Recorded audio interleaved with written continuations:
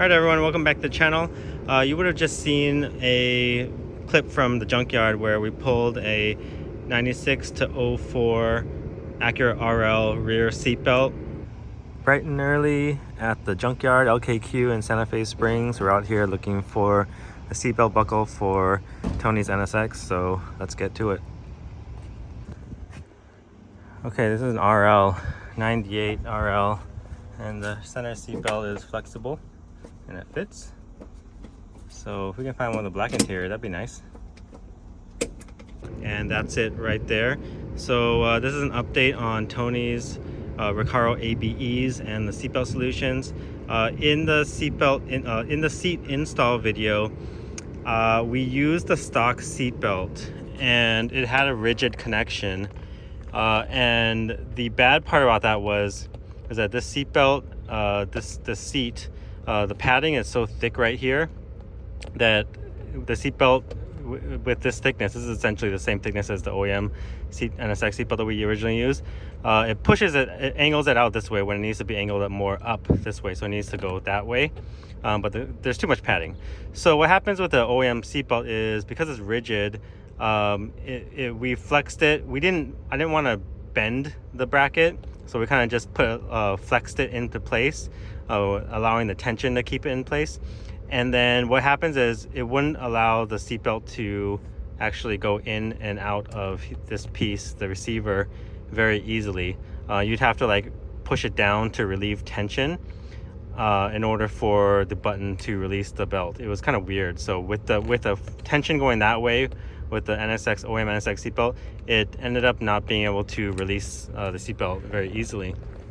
So this is, again, the first generation RL 96 to 04, and it's a nice length. So the length was not modified or anything like that, and the piece, the bracketing is flexible.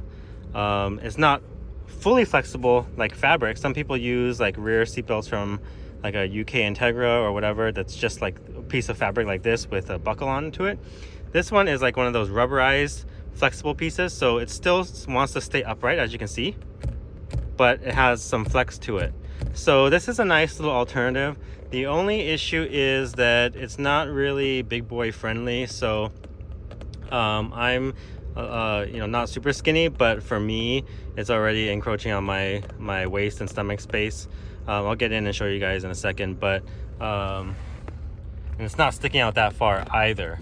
So the alternatives, there's some other alternatives that we found too, but some are a little bit shorter, and so it pushes the receiver down, and it's harder to press the button. And so I forgot to mention, what's also nice about this rear seatbelt from the RL is that the button's on top. So this is where it should be for a front seatbelt versus some of the buttons being on the side if you're using a rear seatbelt. Pros and cons. I can see why, if you're using a rear seatbelt with just the fabric, that those are the kind that just flops over and you have to lift it up every time you want to get in. Those might be better because they're thinner also, and allow more, can be pointed upwards like this and not get in the way. So let me get in and I'll show you guys how it fits with me. So getting in, I can feel it jabbing my side a little bit, but the seat's really wide, so I can adjust myself over if I need to. But essentially I am like a 34 waist, and let me put on the seatbelt for you guys. Hard to do while filming, sorry. Okay, so I did have to kind of adjust my body over to the left a little bit in order to get the seatbelt in, again, because of this angle. So, and it does hug right up against my hips right here.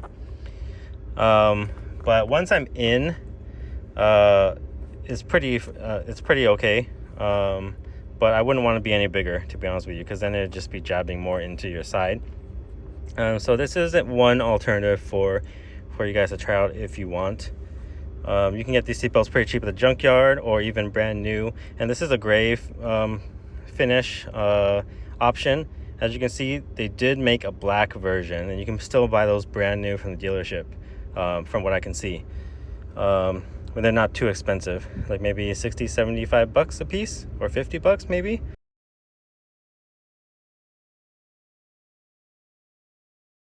But yeah, just another alternative for you guys to check out. So yeah, this has been an update on Tony's NSX seat, Recaro ABE again. So, you know, just another option for you guys. Again, that's available in black. But we're gonna keep searching around and see what other options there are. So again, you can do like the UK Integra rear, or some other seatbelts probably should fit, maybe old Eclipse, second or third generation Eclipse rear seatbelts, other cars like that. They're getting harder and harder to come by though. But I feel like for me, if I had these seats, I'm a little bit more daring than some people though, but I might be more inclined to rip off take off the covering and cut out some padding right here, just like the OEM cars, like you see, like 911 GT3 seats, or whatever other car has a bucket that with a OEM seatbelt. They typically have like this section right here with no padding or minimal padding, and it's just the fiberglass or carbon fiber bucket, which is a lot thinner, because there's a lot of padding here. Maybe not a lot, but decent amount of padding that you could gain some space with.